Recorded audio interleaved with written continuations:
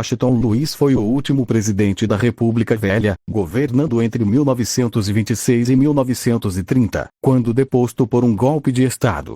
Seu governo ficou marcado pela crise econômica mundial de 1929 e pela ruptura com a antiga política do café com leite. O último presidente da República Velha foi o Washington Luiz. O Washington Luiz, ele pegou bem a crise de 29.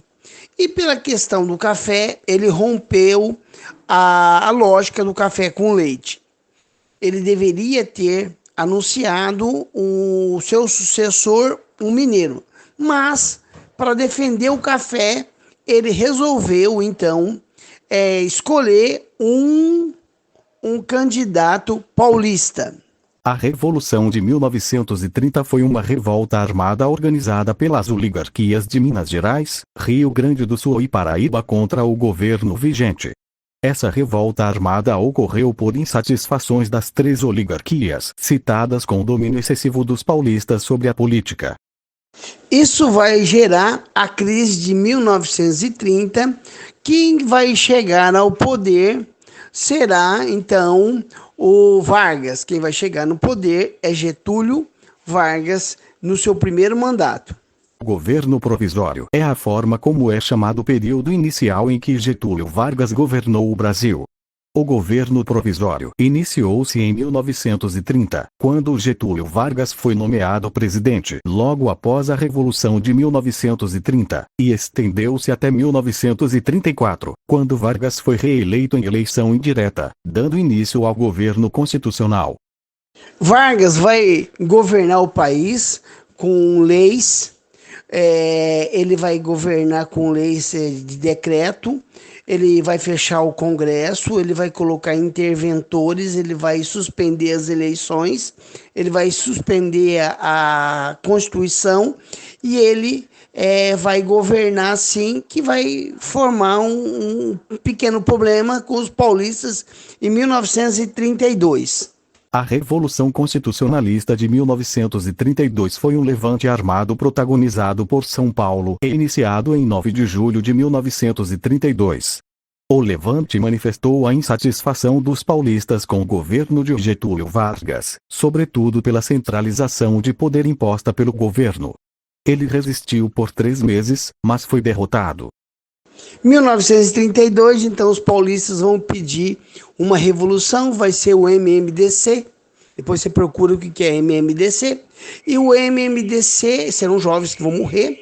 E isso, São Paulo vai se revoltar contra o fim das eleições, vai pedir uma eleição e não vai ter eleições. E vai vir o próximo governo de Vargas, que é o governo constitucional. A fase constitucional do governo de Getúlio Vargas ficou marcada pela radicalização da política nacional e pelas tentativas presidenciais de centralização do poder. O governo constitucional foi a fase do período em que Getúlio Vargas esteve na presidência, que abrangeu os anos entre 1934 e 1937. Na fase constitucional, Vargas, então, ele vai fazer uma nova Constituição, a Constituição de 1934, que vai estabelecer os 3 poderes, né, legislativo, judiciário e executivo. Ele vai estabelecer as leis trabalhistas, ele vai colocar a questão da soberania nacional, e vai até em 1937, que vai vir o Estado Novo. O Estado Novo foi o período em que Getúlio Vargas governou o Brasil, entre 1937 até 1945, de forma ditatorial, concedendo benefícios aos trabalhadores e se aproximando deles. O Estado Novo foi o período em que Getúlio Vargas governou o Brasil logo após um golpe de Estado, em 10 de novembro de 1937.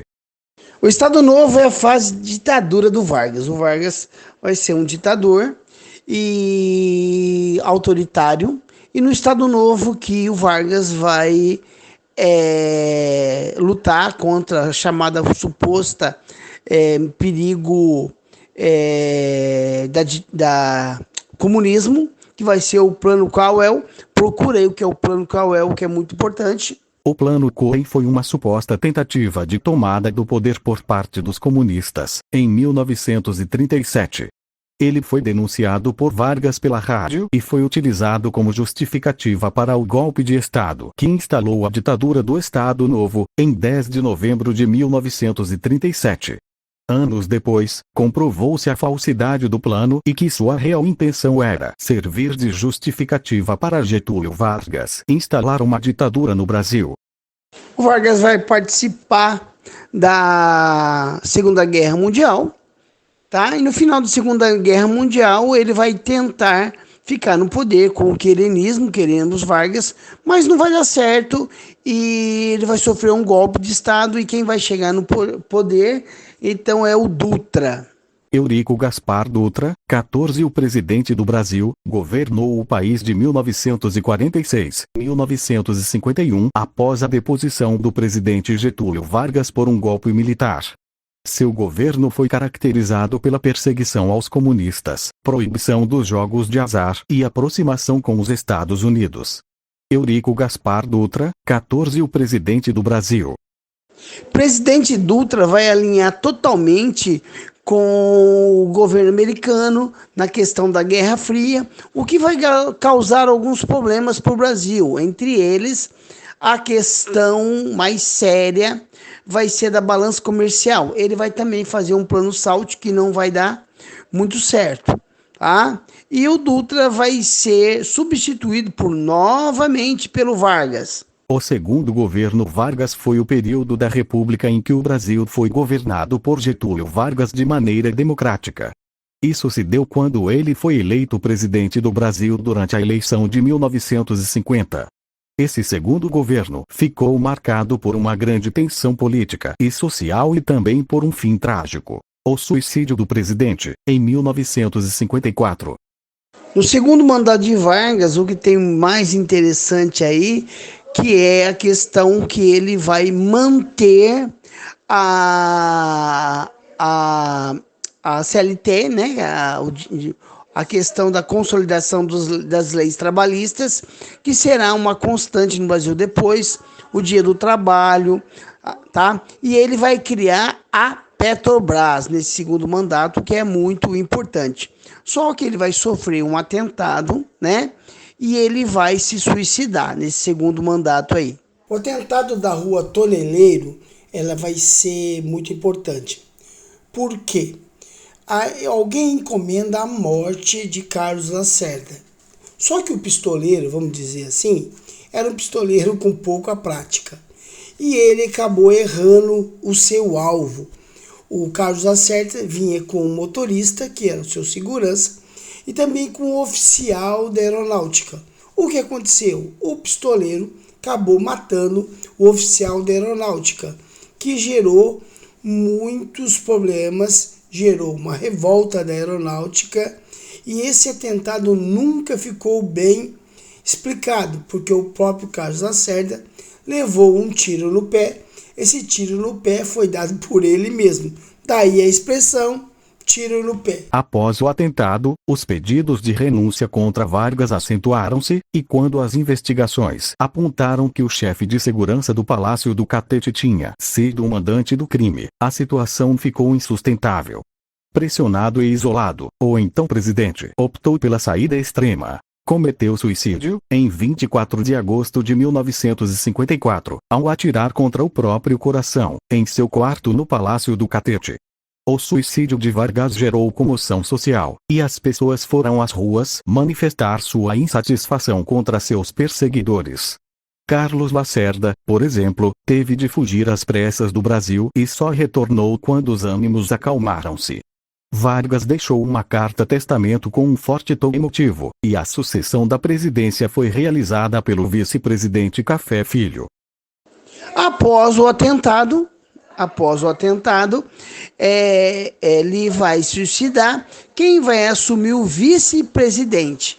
Quem que é? O Café Filho. Mas o Café Filho, ele vai ficar doente e vai renunciar também.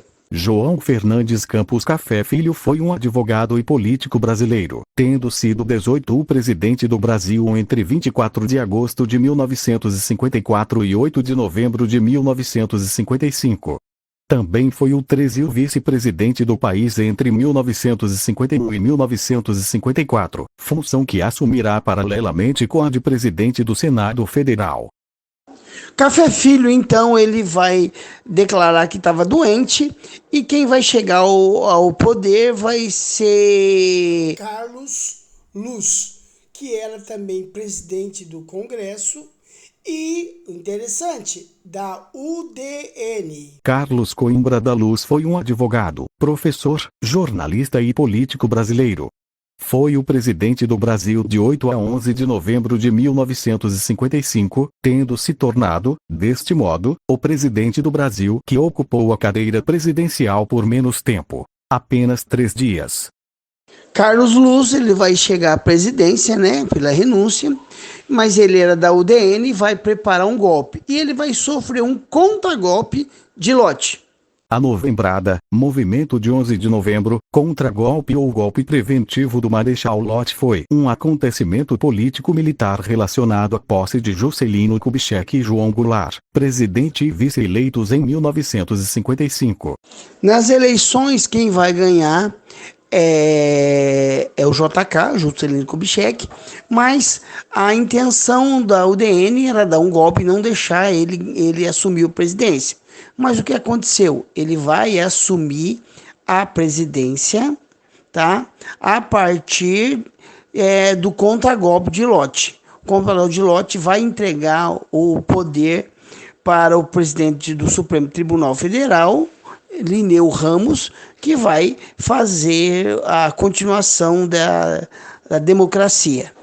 A crise política em que mergulhará o país, após o suicídio de Getúlio Vargas, projetou a figura do ministro da Guerra Henrique Lott, por ter assegurado tanto a posse de Juscelino Kubitschek e de João Goulart, eleitos em 1955, como a continuidade democrática.